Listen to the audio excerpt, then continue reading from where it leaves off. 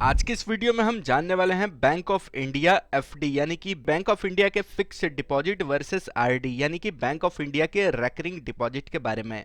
मतलब अगर आप अपना पैसा सेव करके गारंटीड रिटर्न चाहते हैं तो कौन सा ऑप्शन आपके लिए बेस्ट रहेगा। तो चलिए इस वीडियो को शुरू करते हैं और जानते हैं इसके बारे में। सबसे पहले समझते हैं बैंक ऑफ इंडिया एफडी के बारे में।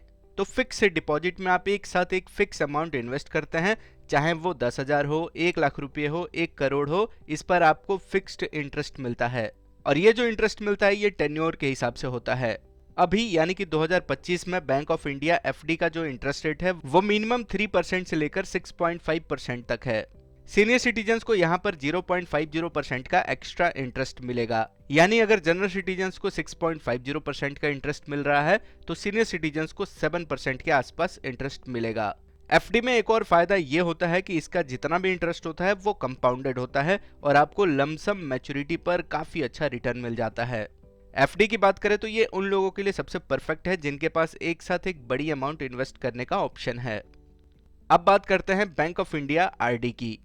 तो रेकरिंग डिपॉजिट उन लोगों के लिए बेस्ट होता है जो एक बार में बड़ा अमाउंट इन्वेस्ट नहीं करना चाहते हैं बल्कि हर महीने थोड़ा थोड़ा बचत करना चाहते हैं। बैंक ऑफ इंडिया के आरडी में आप मिनिमम 500 रुपए से भी इन्वेस्टमेंट शुरू कर सकते हैं।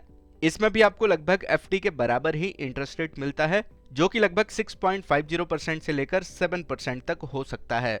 मतलब जो एफडी का इंटरेस्ट है वही आरडी पर भी मिलेगा। बस फर्क इतना है कि एफडी में एक साथ पैसा लगाना होता है और आरडी में मंथली डिपॉजिट करना होता है। अब सवाल यह है कि बेस्ट कौन सा है। तो अगर आपके पास एक साथ एक बड़ी अमाउंट है तो एफडी आपके लिए सबसे बेस्ट रहेगा क्योंकि आपका पैसा यहाँ पर तुरंत कंपाउंडेड होकर ज्यादा रिटर्न जनरेट करने लगता है। लेकिन अगर आप एक सैलरीड पर्सन हैं और आपको मंथली सेविंग हैबिट चाहिए तो आरडी आपके लिए बेस्ट रहेगा। दोनों का इंटरेस्ट ऑलमोस्ट सेम है लेकिन एफडी में टोटल रिटर्न थोड़ा ज्यादा होता है क्योंकि पूरा पैसा पहले से ही इन्वेस्टेड रहता है। आरडी में पैसा धीरे धीरे जमा होता है इसलिए मैच्योरिटी थोड़ी कम हो जाती है। तो सीधा सीधा ये समझे कि अगर आपके पास एक बड़ी अमाउंट है तो बैंक ऑफ इंडिया का एफडी हायर रिटर्न के लिए बेस्ट है, और अगर आप डिसिप्लिन के साथ थोड़ा थोड़ा बचत करना चाहते हैं तो आरडी यानी कि रेकरिंग डिपॉजिट आपके लिए परफेक्ट रहेगा। दोनों सेफ है, दोनों जगह से गारंटीड रिटर्न मिलता है। बस आपके बजट और सेविंग हैबिट के हिसाब से आपको चूज करना होगा कि कौन सा ऑप्शन आपके लिए बेस्ट रहेगा।